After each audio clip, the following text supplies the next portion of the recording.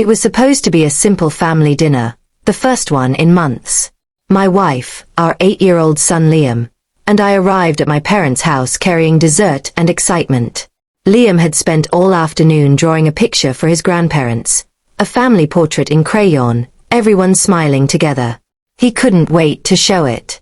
But the moment we stepped in, I felt something was off. My mother barely greeted us, too busy talking to my sister about her new car. My father gave Liam a half-hearted pat on the head before turning back to the TV. My brother and his wife came in laughing loudly, handing gifts to my sister's kids, completely ignoring mine. We sat down for dinner, and the noise of everyone talking filled the room, except for the space around my son. He sat quietly, his small hands in his lap, waiting for someone to notice him. No one did. When he tried to speak, my sister cut him off with a joke. When he reached for a serving dish, my brother's kid grabbed it first. I caught my wife's eyes across the table. She looked hurt, but neither of us wanted to cause a scene. I told myself maybe I was overreacting, but then it happened. Liam tugged on my mother's sleeve, holding up his drawing. "Grandma, look, I made this for you," he said, smiling proudly. She glanced at it for half a second, muttered, "That's nice, dear," and went back to her conversation. I watched my son's face fall. His smile disappeared, and he folded the paper, setting it on his plate as if it didn't matter. Something in me broke right there. I'd grown up in this same house, always competing for attention, always being compared to my siblings. I'd promised myself that when I had a family, I'd protect my child from feeling like he was invisible. But here I was, watching it happen all over again.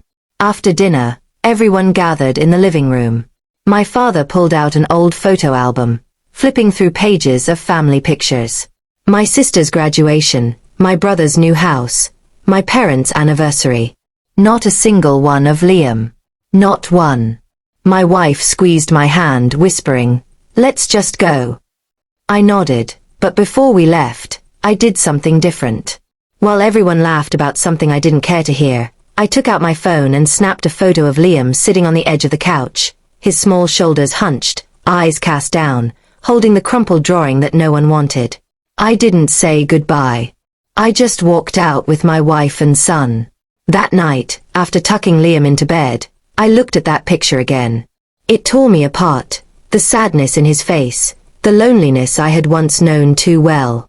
I opened our family group chat and sent the photo with a simple caption, "This is what your love looks like to him." Then I turned off my phone. By morning, I had 20 missed calls from my parents, my siblings, even my father, a man who never apologized for anything. I didn't answer any of them. Instead, I took my son out for breakfast. He smiled for the first time that weekend when the waiter complimented his drawing, which he had pulled out again to show proudly. As he colored on his napkin, my phone buzzed again. This time, it was a long message from my mother. She wrote, "We didn't realize, but that photo, it broke my heart. Can we make it right?" I didn't reply immediately. Part of me wanted to forgive, but another part remembered every time I'd been overlooked, dismissed, or made to feel small in that same house. Later that day, I called her. I said, "You don't make it right with words, Mom. You make it right by showing up." There was silence, then she said softly, "Tell him we'd like to see him tomorrow. We'll do better." I wasn't sure if I believed her, but I agreed, for Liam's sake.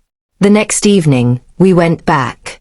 My mother greeted him at the door, kneeling down to hug him tight. "I loved your picture," she said, holding up the same drawing, now framed and hanging on the living room wall. My throat tightened. My father came over, ruffling Liam's hair. "How about you draw one with Grandpa next?" he asked gently. The entire dinner felt different, quieter, kinder. My family still wasn't perfect, but in that moment, I realized the photo had done more than just shame them, it had woken them up. As we left, my sister whispered, "I didn't see it before, but you were right." I nodded. On the drive home, Liam held my hand and said, "Dad, they liked my picture this time." I smiled. "They finally saw it, buddy." He grinned. "Because you showed them." I didn't answer, but inside, I knew this wasn't just about a photo. It was about finally standing up for the little boy I used to be, and the one I was raising now. Sometimes it takes one picture to expose years of blindness, one moment of truth to make people see what love really means.